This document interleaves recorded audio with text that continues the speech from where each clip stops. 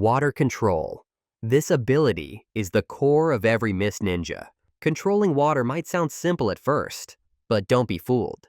This is what made Kirigakure one of the most feared ninja villages in the entire shinobi world. Raised in a damp, fog-covered environment, mist ninjas naturally developed strong water style, Suiton chakra control. But this isn't just about making water. A real mist ninja can create an entire battlefield out of water in seconds.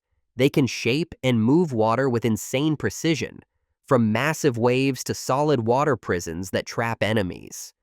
Masters like Kisame Hoshigaki don't even need a natural water source. They can pull moisture straight from the air and turn it into deadly weapons. This power is crazy versatile. Want to go on the offense? Zabuza's Water Dragon Jutsu crushes enemies with pure pressure. Need defense? The water wall creates a thick shield that blocks most attacks. Surrounded? Water Prison traps your enemy in a floating bubble where they can't breathe and slowly drown. But no jutsu is perfect. Water-style techniques need a ton of chakra if there's no water around. And yeah, Water Prison isn't a guaranteed win. A ninja like Neji can break free by releasing chakra from every tenketsu, chakra point, in his body. From Zabuza Momochi using the legendary Water Dragon Jutsu in the early episodes, to Kisame launching terrifying water shark bombs, and even the fifth Mizukage, Mei Terumi, every one of them proves that water isn't just a basic element. In the right hands, it becomes a weapon of mass destruction. Water control is one of the most basic ninja skills in the mist. But if you think water jutsu is just splash splash like some kids' game, think again. Water is actually the most flexible of all 5 nature elements. It can flow gently, sure, but with enough pressure, it can slice through steel. Just a moment. A heartfelt thank you to everyone who has been with this channel from the very beginning. The Naruto videos, the lively discussions, and all of your comments have been the driving force that keeps me creating content and delivering unforgettable moments. We're so close to hitting 10,000 subscribers. If you love Naruto, want to explore hidden details, exciting theories, and enjoy top-quality videos, make sure to hit that subscribe button now and let's reach 10K together. Don't forget to comment about your favorite character or any ideas you'd love to see in the next video. Your feedback is truly valuable. Now, hiding in mist technique. You can't talk about the hidden mist village without mentioning the hiding in mist technique, also known as Kirigakure no Jutsu. This move is basically the symbol of the whole village, and it's pure nightmare fuel for anyone fighting a mist ninja. Trust me. If you see mist suddenly rolling in on the battlefield, you better switch to defense mode real quick. At its core, this is a very refined water-style jutsu. The user uses chakra to thicken the moisture already in the air, creating a fog so dense that you can't even see your own hand in front of your face. And here's the cool part. Mist ninjas can control how thick the fog gets. They can keep it light and spooky, or make it so thick that you're literally blind and panicking, like, I can't see anything, send help! This jutsu isn't just for show, it's a serious tactical weapon. When enemies can't see anything, they start to panic, lose their sense of direction, and become easy targets. Zabuza showed us exactly how deadly this can be. He could track Team 7 just by listening to their breathing inside that thick mist. Just imagine, you're standing there, surrounded by pure white, can't see a thing, and at any second, a massive sword might swing out of nowhere right at your neck. Yeah, creepy stuff. Of course, no jutsu is perfect. If you try to use the hidden mist technique against someone like Kiba and his dog Akamaru, good luck. Their super sharp sense of smell will sniff you out instantly. And don't even get me started on the Hyuga clan. Their Byakugan can see through everything, even the mist. But it can't be denied. This jutsu does mess with most visual powers. Even the famous Sharingan and Rinnegan can't see through the mist. Yeah, they're powerful, but X-ray vision? Not quite. We first saw Zabuza use this move like a total pro back in the early episodes, but it wasn't until Mei Terumi, the 5th Mizukage, came in that we saw the real danger of this technique. She combined it with her acid-based chakra, turning the mist into a kind of toxic gas that could literally melt anything it touched. It was so strong, it even burned through Susanoo. Silent killing. The hidden mist technique is the perfect setup for this deadly move. Picture this. You're standing in thick fog, you can barely see more than a few steps ahead, and suddenly, a blade comes out of nowhere and slices your artery without a sound. That's the nightmare of silent killing. This technique started in Kirigakure, where thick mist is part of everyday life. Instead of seeing it as a problem, the mist ninjas turned it into a weapon. They trained to move without making a single noise, strike fast, and vanish into the fog before anyone knew what hit them. They often use special swords for this, like Zabuza's giant blade, the Kubikiri Bocho, a weapon strong enough to cut off someone's head in one quick move. Zabuza Momochi is the true master of silent killing. We saw this in Naruto's very first arc. He scared the life out of Team 7, and even made Kakashi nervous. Zabuza filled the battlefield with mist and hunted them like prey. Throat, spine, lungs, liver, aorta, kidneys, heart, head. He could strike any of these vital spots in complete silence. Of course, this technique isn't something you just learn overnight. Silent killing takes serious training. You have to move without making a single sound. Use your other senses to feel where your enemy is and strike with perfect accuracy, even when you can barely see anything. That's why this style became a symbol of how brutal and efficient mist ninjas were during the darker times of Kirigakure's history. But there's a catch. It depends a lot on the environment. Without thick fog, silent killing loses most of its power. If you can't create mist with your chakra, it's almost impossible to sneak up on your target. Still, the scariest part of silent killing isn't just the technique. It's the fear it creates. When you're up against a master of this style, you know you're going to die. You just don't know when or where it'll happen. And that is the cold, cruel beauty of silent killing. Ice release. This is one of the most beautiful, yet deadly abilities in the Naruto world. Remember when Haku moved through those ice mirrors like he was dancing? He was so fast that even Sasuke couldn't keep up at first. That's the power of ice release. Now, you might think Haku was the only one who could use this technique. Well, you're not totally wrong. But actually, ice release is a Kekkei Genkai, a special bloodline ability of the Yuki clan from Kirigakure. It's created by combining water and wind chakra. Back in the day, most members of the Yuki clan had this power, and during wartime, people with Kekkei Genkai were often treated like weapons because they were that powerful. Let's be real. How do you think the Mist Village beat the Kaguya clan? Yeah, that Kaguya clan. The same one Kimimaro came from. They didn't win with luck. But after the war, everything changed. People started to fear those with Kekkei Genkai. The Yuki clan was hunted down and wiped out just because of their power. Haku was the last one left, the last Yuki. The truth is, Haku could create and control ice in many forms.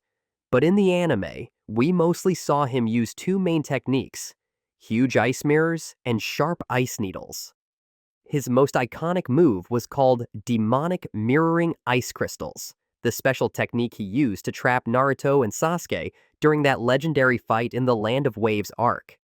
With this jutsu, Haku creates dozens of ice mirrors in a circle around his enemy. Then, he moves between them at lightning speed, so fast that naked eyes can never keep up. He can attack from any direction, and it feels like he's everywhere at once. Now you might think, wait, it's ice, right? Shouldn't fire release easily melt it? Good guess, but nope. Sasuke thought the same. And we saw him try to melt Haku's mirrors with fire jutsu, and it didn't work.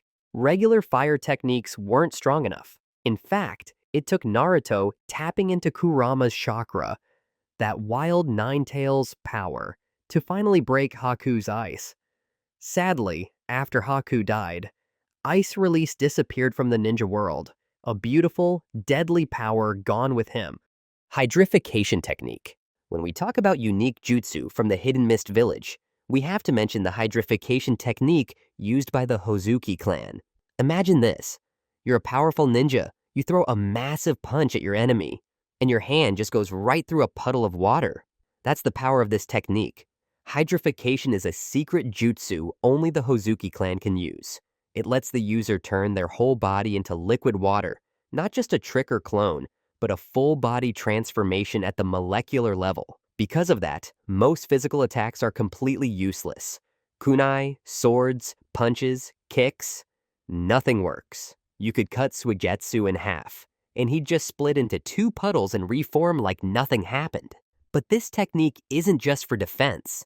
The user can control their water body however they want. They can put all their strength into one arm for a stronger punch, change their shape, shoot water bullets from their fingers like Suigetsu, or just melt into water to sneak through cracks or hide. There are so many ways to use it. The two best-known users are Suigetsu and his older brother, Mangetsu Hazuki. Mangetsu was one of the 7 ninja swordsmen of the mist, and he was said to have mastered all 7 legendary swords, something nobody else has done, thanks to his sword skills combined with the Hydriication technique. Suigetsu isn't as strong as his brother, but even he earned the respect of Sasuke's team, Taka, by being nearly impossible to hurt with regular attacks. And don't forget the second Mizukage, Gengetsu Hozuki. He also used this technique during the 4th Great Ninja War, even almost escaping Gaara's sand jutsu using it. Oh, and one fun bonus. You can literally use your own body to put out fire with this technique. Of course, it's not invincible. Its biggest weakness is lightning release because, yeah, water and electricity don't mix well. So if you ever want to hurt Suigetsu, don't just punch him like Karen did. Call Sasuke and have him stab the guy with a Chidori. 7 Swords of the Mist. The 7 ninja swordsmen of the mist were once known as the bloody symbol of power in the Hidden Mist Village. When people talk about Kirigakure, they have to mention these 7 legendary swords. These blades aren't just regular weapons. They're tied to the brutal history and fearsome reputation of the Bloody Mist Village. The 7 swordsmen who wield them were considered the strongest elite fighters in the village, each carrying a sword with a unique, terrifying ability. What's really cool is that every sword has its own special power. Take Samehada, the huge sword used by Kisame Hoshigaki. It can actually eat chakra from enemies, and it's alive enough to choose who it likes more. Remember when it ditched Kisame because it liked Killer Bee's chakra better? Then there's Zabuza's sword, the Kubikiri Bocho. It's a giant blade that heals itself by absorbing the iron in the blood of the people it kills. Basically, the more people it cuts, the stronger it gets. Yikes! And then there's that super thin sword that looks like a sewing needle, used by a tall, creepy guy. It can stab through a bunch of enemies at once, and even stitch their bodies together. I've actually done a deep dive into all 7 blades in another video, so if you want to learn more about each one in detail, go check that out. When combined with the silent killing technique, the signature move of Mist Ninja, these swords become the perfect tools for assassination. Sadly, we only really got to see Zabuza carrying his huge Kubikiri Bacho like a total boss in the thick fog during Team 7's first mission. The other swordsmen? Most of them died too early. We also had Kisame Hoshigaki with Samehada, but he wasn't the sneaky type. He preferred loud, flashy fights using his massive chakra and a sword that could steal chakra from enemies. That being said, it's hard to say the Mist swordsmen were amazing at swordsmanship. Kenjutsu. Sure, they had some solid skills and good taijutsu, but honestly, most of their strength came from the special powers of their swords. If they were separated from their weapon, they'd lose a big part of their power. Also, to really unlock the full potential of these swords, you need skill and the right compatibility. Not everyone can use Samehada like Kisame or Master Hiramekure like Chojuro. By the time we get to Boruto's era, the influence of the 7 ninja swordsmen has dropped a lot. Kirigakure isn't that bloody, brutal village anymore. Now, it seems like only the 6th Mizukage, Chojuro is keeping the tradition alive. That just shows how the ninja world has changed, becoming more peaceful. And in a more peaceful time, bloody symbols of power like the seven swords start to lose their place. Still, those swords, and the people who use them, are proof of a dark but legendary time in the Mist Village's history. So damn cool, wasn't it? Power of the Sea Dragon. When we talk about the Mist Village and the ocean around it, we have to mention a mysterious and fascinating power, Kiryu no Chakra, or the power of the Sea Dragon. This isn't just a jutsu that any ninja can learn. It's a special ability that only shows up in the bloodline of the Funato clan, especially in Araomi's family line. Sounds cool, right? No one really knows exactly how this power gets awakened, but one thing is clear. It involves diving deep into the ocean. After this ritual, the person comes back up with big gills on their neck. That's the sign that their sea dragon power has been awakened. Ikada is a great example of this. During his coming-of-age ritual, he was able to instinctively control the ocean water to save himself from drowning. Super impressive, especially since his power was only half awakened. Oh, and fun fact, when he swam, his hands started growing webbing like fins, so he could move through water super easily. But at that point, his powers still weren't complete. He hadn't grown the gills on his neck yet. But when Ikada dove into the ocean a second time and fully awakened his power, that's when we really saw how crazy strong the sea dragon power can be.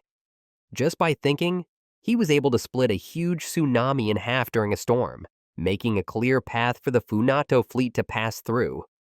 It looked just like that story of Moses parting the Red Sea. And that's not all. He also created tons of water tornadoes to destroy an enemy ship. This was water control on a level that even the best water-style users in the ninja world would have a hard time matching.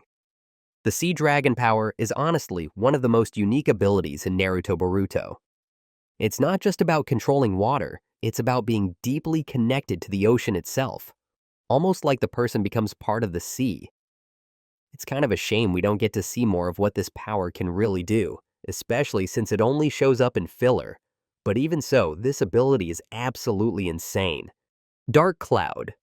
Even though Boro wasn't a real ninja from the Hidden Mist Village, Kirigakure, he had a special jutsu that feels kind of like a distant cousin of the mist-style jutsu.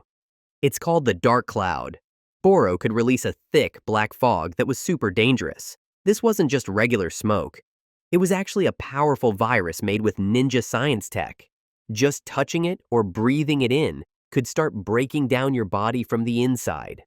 Imagine taking just one breath and suddenly your energy is draining, your body gets weaker and weaker, and then you can't even move. It's like a modern high-tech version of the old-school mist jutsu, more like a chemical weapon from real-world war. What's even scarier is that this dark mist was smart. If you thought you could just blow it away with the wind-release jutsu, nope, the cloud would just come right back to where it was. That made Boro super hard to fight up close, like a walking toxic bunker. And get this, the dark cloud wasn't made of chakra, it was real physical stuff. That means even people with Kama, the power that can absorb chakra attacks, couldn't do anything about it.